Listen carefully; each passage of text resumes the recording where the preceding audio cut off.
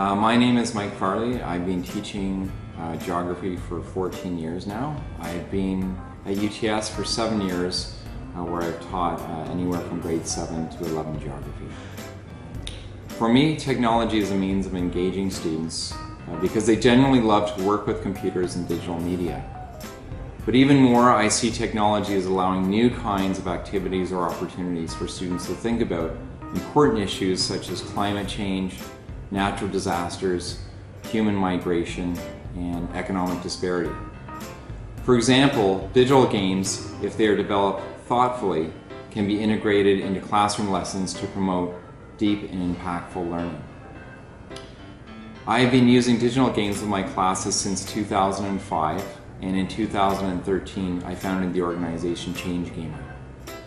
Change Gamer promotes the use of game-based learning, mainly by creating and disseminating curriculum for existing games. All of our free resources are created by teachers and tested with students at University of Toronto schools before being shared. A game that I've been using recently is called Fort McMoney, which is part documentary and part digital game. Fort McMoney gives players a deep look into the boomtown Fort McMurray in Alberta that has experienced rapid growth due to the highly controversial adjacent oil sands project. You play the role of an investigative reporter who can interview over 50 residents of the town. Some who are very much in favor of the oil sands, some who are against, and a multitude of perspectives in between. By engaging in the game, students get to experience many dimensions of the oil sands economy and culture, including some of the more nuanced issues such as homelessness, addiction, and gender that often get left out of the debate. These are interesting and important cultural issues. Of course, there are serious challenges in developing any curriculum around games or any other technology for that matter. It all sounds fine on paper or in a professional development course, but I think most teachers know that technology can cause problems too, and there's not any guarantee that students will learn. First, I have to actually develop the curriculum, including lesson plans and assessments, which means thinking about what students will be doing with which technologies and what I want them to get out of it. Also, how you'll be able to measure their learning for purposes of assessment. Next, I have to make sure that I have access to the technology, including updated computers and internet access. This last part sounds trivial, but it is crucial that everything goes smoothly or students quickly grow impatient. It is also very important that you have a clear plan and that you have regular stopping points where you engage them for discussion. When using games with the students, one pitfall is that students sometimes lose sight of the important issues at hand and instead focus simply on getting a high score or finding loopholes and ways to cheat the game. To mitigate this, it is important that I provide enough scaffolding and context for the issues being explored in the game in order to set the proper tone and provide the right motivations for students to play the game. This can be done by using any combination of tools such as discussion, research, films, and/or readings before playing the game. If the students are in a web-based game or using the internet for any purpose, it is crucial to remember that there are risks and distractions, and I always have to remind my students that I can track their activity through my teacher computer and that all of their activities are being logged by the central school server. I make it clear that I will not tolerate any inappropriate materials or interactions. Parents trust the schools to keep their kids safe, and by letting them onto the internet, I am taking responsibility for their safety. At the same time, this is an opportunity to help them learn together in a safe environment about important topics such as navigating the internet, constructive research, and how to engage productively with peers in online environments. I am always learning how to improve these kinds of lessons, revising my lesson plans and assessments to improve students' engagement and learning. I enjoy talking with small groups and looking in on their gameplay. This actually lets me learn about how students think and what they find interesting or challenging. I also frequently pause the class and facilitate a class discussion to check in on how the students are doing with the game. I feel that my interactions with the students in these large and small group discussions are crucial to their learning.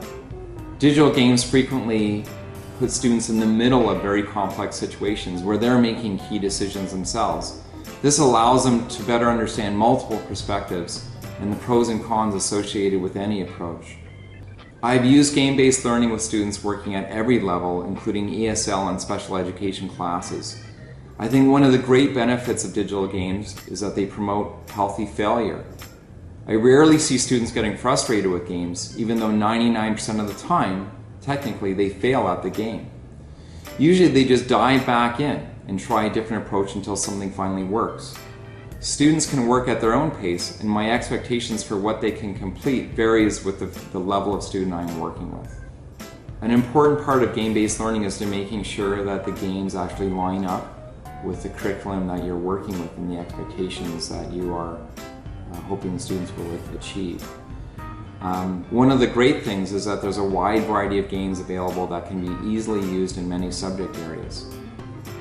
So I'm careful to make sure the games I use line up with the curriculum expectations, and most of the lessons posted on the Change Gamer site include curriculum-related activities to do before, during, and after the gameplay. The lessons frequently incorporate diagnostic, formative, and/or summative assessments related to the games. In terms of some of the more pragmatic concerns and using game-based learning, one of the main things is I recommend that teachers start with free browser-based games. The main advantages of this are that you don't have to convince your school administration to spend any money. You don't have to worry about special permissions for downloads, and students can easily play the games either at school or outside the classroom, for example at home or at the local library. Over 90% of the 40 or so games on the Change Gamer site are free and browser-based. This removes a lot of potential headaches. In addition, I highly recommend that teachers spend a good chunk of time playing the game themselves before using them with their classes. This is the same advice that any teacher would give in terms of using any material, whether it be a book or a movie. You always want to know what you're dealing with before you actually use it with the students.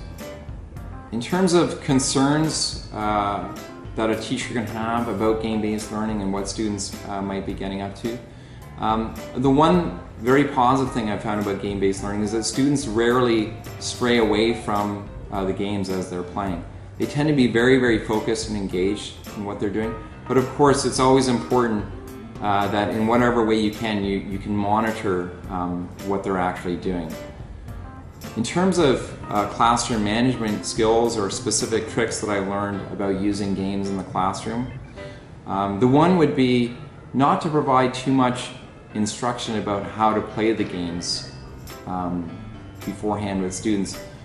Sometimes students can get bogged down with those instructions, and as I was talking about previously, one of the big benefits of game-based learning is it's a very safe place to fail. So a lot of times now I give a very brief context to the game itself, but I let them just kind of jump into the deep end and manage from there. Another skill that more recently I've been employing is having the students play the game in either pairs or groups of 3. And this gets them to slow down a little bit as opposed to just clicking through. And that can help to stop against the pitfall of just trying to get a high score. Every decision that they make during the game, they have to negotiate with someone else or maybe a couple other people. And it encourages kind of a creative friction or a healthy debate about what the best way to proceed or the best options to choose in a game are. Finally, another trick that I build into the lessons for game-based learning is to have some type of critique of the game built into the lesson at the end. Students are very savvy when it comes to games and various different types of game mechanics or game research, and they actually have a lot to say about that. They have a lot to say about the pros and cons of a game, and that can really help me move forward in using the games in a more constructive way moving forward.